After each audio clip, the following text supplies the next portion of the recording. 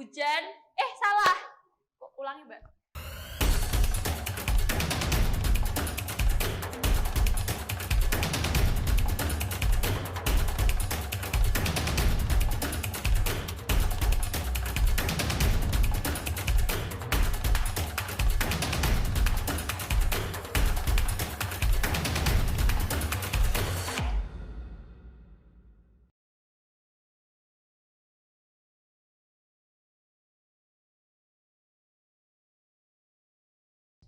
Halo Maesa, perkenalkan namaku Aninditya Yudanda Prasetya, biasa dipanggil Yudan. Di sini aku berasal dari jurusan Pendidikan Guru dan Sekolah Dasar Fakultas Ilmu Pendidikan angkatan 2020. Di tahun ini aku diamanai sebagai Ketua PPAK FIP tahun 2021. Halo Maesa, saya Asep dari jurusan Manajemen angkatan 2019. Alhamdulillah pada tahun ini saya diamanahi sebagai Ketua PPAK FE tahun 2021. Halo Maisa, mahasiswa UNES Muda. Perkenalkan, saya Erla Fetri Rahman selaku Ketua Pelaksana PPAK FE UNES 2021, jurusan Ilmu Hukum, Fakultas Hukum, Universitas Negeri Semarang. Halo, perkenalkan namaku Ibnu Toto Andriawan dari Prodi Pendidikan Bahasa Inggris jurusan Bahasa dan Sastra Inggris dari Fakultas Bahasa dan Seni angkatan 2019. Dan tahun ini mendapat mandat menjadi Ketua PPAK EBS 2021. Halo Maisa, perkenalkan nama saya Sasi Pramita Jatiningsih. Saya dipanggil Sasi. Saya dari Fakultas Ilmu Keolahragaan, Program Studi Gizi angkatan 2019. Alhamdulillah, tahun ini saya diamanai sebagai Ketua PPAK Fakultas Ilmu Keolahragaan Universitas Negeri Semarang tahun 2021. Halo Maisa, perkenalkan nama saya Dwi Kurniawan Prasetyo, bisa dipanggil Kurniawan, mahasiswa dari Program Studi Ilmu Politik, Fakultas Ilmu Sosial Universitas Negeri Semarang. Pada PPAK kali ini saya diberikan amanah sebagai Ketua Pelaksana PPAK FIS UNES tahun 2021. Halo Maisa, perkenalkan nama saya Afnan Daviduddin dari Fakultas Teknik angkatan 2019. Pada tahun ini saya diamanai sebagai Ketua PPAK Fakultas Teknik. Halo Maisa, perkenalkan nama saya Imam Taufik dari Fisika FMIPA dari Universitas Negeri Semarang. Di sini diamanai sebagai Ketua PPK FMIPA 2021. Oke, buat Masnya sendiri nih, kenapa sih ikut PPAK dulu? Ya, jadi yang pertama, PPAK itu kegiatan yang sangat urgent ya buat teman-teman mahasiswa baru. Karena dengan kita dengan maba mengikuti PPAK ini, tentunya nanti maba akan mendapatkan banyak sekali manfaat dan juga informasi mengenai seputar perkuliahan. Penasaran sih UNES kayak gimana, dan juga pengen tahu kehidupan kampus itu kayak gimana. PPAK itu kan suatu pengantar gitu, pintu gerbang ketika kita harus mengenal fakultas, mengenal universitas secara menyeluruh gitu. Kalau kita nggak tahu universitas dan fakultas, ya Karena maba kan nggak tahu ya.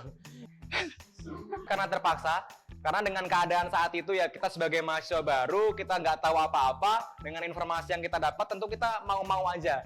Mengikuti aturan yang udah ada untuk mengikuti PPAK pada saat zaman itu. Dan ternyata banyak hal-hal seru yang didapat dari kegiatan PPAK itu sendiri.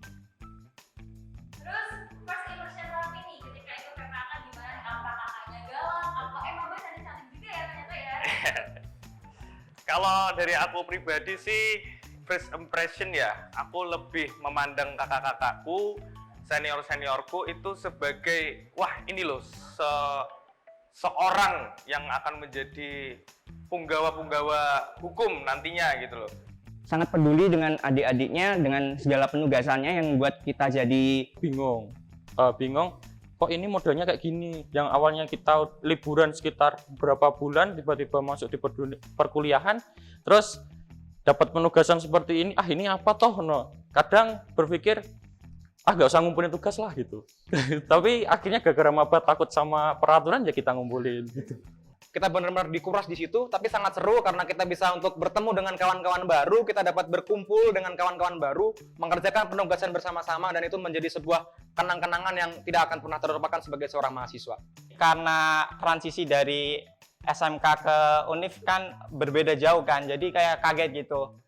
Berangkat pagi banget dan juga di situ benar-benar disiplin. Mantap sih, soalnya kalau kita melihat dari PPAK sebelum-sebelumnya itu kan diadakan secara luring ya, atau offline seperti itu. Nah, sedangkan untuk tahun 2020 ini kita menghadapi PPAK itu secara online karena adanya masa pandemi. Tentunya mahasiswa baru angkatan 2020 pada saat itu termasuk aku sendiri bingung nih, gimana sih nanti untuk sistem PPAK-nya sendiri tuh kalau online bagaimana, kayak gitu sih tepatnya. Mantep banget, soalnya aku mikirnya kan kalau ospek-ospek di universitas itu kan ada perpeloncoan, kayak udah mikir bakal habisin gitu kan, tapi ternyata tuh enggak, malah di sini kita tetap seru-seruan bareng ketemu teman-teman baru. Dari berbagai daerah yang bahasa daerahnya pun masing-masing berbeda. Di situ saya paham ya bahwa keberagaman di Indonesia itu sangat indah sekali. Kemudian nih, hal apa yang nggak bisa dilupain saat PPAK? Yang nggak bisa dilupain tuh waktu adu yel-yel. Waktu itu mahasiswa FIK tuh di pinggir jalan terus neriain. Saya dan kawan-kawan fakultas ada jalan seperti jalan atau parade ke lapangan Dirham ya, itu berkumpul beriring-iringan dari fakultas ekonomi sama fakultas lain menuju ke lapangan Dirham untuk berkumpul. Kita di sana berkegiatan buat paper mob, dan di sana juga ada webinar dari orang-orang penting di Indonesia. PPAK Universitas sih, waktu itu kan ada ini ya, long march juga ke lapangan Prof. Dumadi ya. Nah, di situ aku hampir terlambat karena aku juga posisi di Semarang gitu, jadi masih ngelaju. Itu aku lupa bawa slayer marun. Kan udah dikasih tahu gitu di buku panduan, terus juga udah ada kayak notice gitu, kenapa masih terlambat. Nah, di situ aku agak kesel gitu. Kan apa ya, tapi aku sampai saat ini baru nyadar kalau itu ternyata berguna untuk kita ke depannya gitu. Mulai dari nanti kita ngerjain tugas dan juga kegiatan-kegiatan lain kita harus tepat waktu kayak gitu. Dan itu udah telat, hitungannya telat setengah jam, dan itu ada hukuman dari UE dan Warinya, yaitu pertama aku paling inget dan apa ya, berkesan banget itu disuruh buat lari Naruto muterin lapangan. Pada saat pengerjaan penugasan sebenarnya. Jadi setelah PPAK itu kita mendapatkan sebuah penugasan. Nah, penugasnya itu 3 lembar folio atau 4 lembar folio, jadi nggak tidur semalam gitu.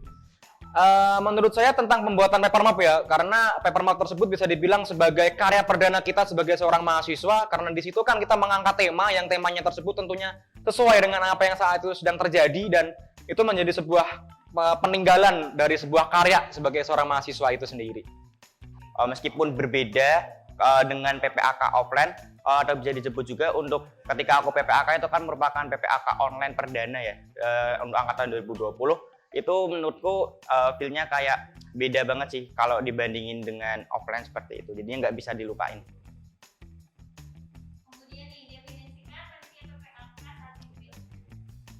Oke, untuk panitia PPAK pada saat itu aku bener-bener apresiasi banget sih kepada teman-teman panitia PPAK pada saat itu. Kenapa? Karena pada PPAK pada saat itu kan merupakan perubahan dari sistemnya sebelum PPAK offline, lalu ini tahun itu menjadi PPAK online. Ternyata setelah aku lihat-lihat, ternyata teman-teman dari panitia itu udah sangat siap dan juga udah sangat tegas gitu untuk Panitia saat itu yang pertama disiplin ya, karena kita dituntut untuk berangkat itu jam 5 pagi ya Kak. Otomatis dari panitianya pun itu lebih pagi ya, atau sekitar jam 4 ataupun jam setengah 4 begitu. Yang kedua, yang so pasti cantik-cantik sama imut-imut. Terus yang kedua, Aku melihat sebuah kultur baru gitu loh. Kultur baru yang memang belum pernah aku rasakan, karena waktu itu peralihan SMA ke dunia perkuliahan seperti ya. Aku jadi melihat bagaimana sih marwah seorang mahasiswa. dengan jumlah segitu banyaknya, seribuan maba, dengan jumlah panitia yang di bawah 100, itu udah hal yang luar biasa banget, dan effort mereka itu kerasa banget. Aku bilang mereka tampan dan pemberani, karena keren banget sih, walaupun mungkin emang capek, yang katanya emang kumpulnya dari 4:30, tapi tuh mereka tetap all out, tetap kayak Bisa dibilang mempunyai etos kerja yang luar biasa, karena saat itu Divi sendiri itu berkumpulnya 5:30 pagi, dan ketika mahasiswanya udah datang, panitianya itu sudah datang terlebih dahulu. Itu kan menjadi sebuah Berkesan di hati kita di mahasiswa baru. Jadinya aku sangat memberikan apresiasi kepada teman-teman panitia pada saat itu. Terus masih ingat gak nih Mas jingle PPAK-nya? Ah, Fakultas atau negeri? masih Kak, yang fakultas mungkin untuk refnya aja ya. Boleh nyanyiin dong. Ya, sebelumnya semisal suara saya fals atau gimana, saya mau maaf terlebih dahulu ya. Aku mulai ya Kak. Selamat datang di Universitas Negeri Semarang. Laskar Niskala, Gelora Muda.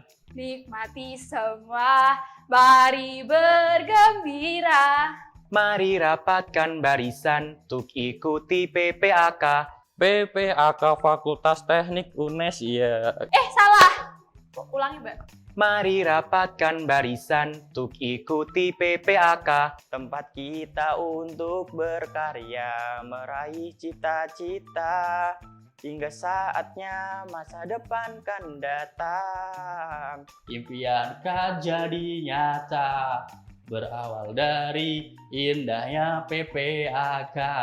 Kita bisa taklukkan dunia. Kenapa mahasiswa baru harus ikut PPAK? Oke, untuk teman-teman mahasiswa baru, mengapa sih kita harus dan wajib ya untuk mengikuti PPAK ini? Karena dengan kita mengikuti PPAK ini, kita akan bisa mendapat banyak sekali informasi mengenai seputar perkuliahan. Yang mana dunia kehidupannya pun sangat berbeda. Mulai dari kegiatan belajar mengajar, dari kita memakai seragam, kan kalau kuliah itu ada beberapa atau hari Senin kalau nggak Jumat itu ada seragam khususnya atau hitam putih begitu. Kemudian seragamnya kalau di hari-hari lain itu bebas. Ada banyak hal yang lebih dari itu, misalnya menanamkan sifat humanis atau peduli dengan sesama pada diri mahasiswa baru tersebut. Karena apa ya, kebanyakan aku lihat sekarang itu mahasiswa itu apatis dan kurang peduli dengan sekitar atau teman-teman mereka ya. Dari pengalamanku PPAK, Segala informasi tentang perkuliahan ke depannya tuh akan diinformasikan di PPAK itu. Jadi buat mahasiswa yang nggak ikut PPAK tuh nyesel banget deh, soalnya jadi apalagi online ya, jadi ketinggalan segala sesuatu informasi. Kecuali kita memang sebelumnya mungkin jadi mahasiswa mungkin, tapi kan kebanyakan ya peralihan SMA ke perkuliahan, jadi harus tahu seluk-beluk akademik maupun kemahasiswaan itu sendiri. Kita sebagai mahasiswa baru perlu untuk mengikuti itu karena dalam PPAK akan banyak sekali informasi-informasi tentang Bagaimana kita harus menghubungi dosen itu bagaimana, terus penugasannya itu bagaimana, terus kita itu hidup di dunia kampus itu harus bagaimana. Nah itu kita tahu hal itu pada saat kita mengikuti PPAK. kita juga di situ bisa tahu tujuan kita untuk bisa masuk di UNES dan juga untuk kedepannya kayak gitu.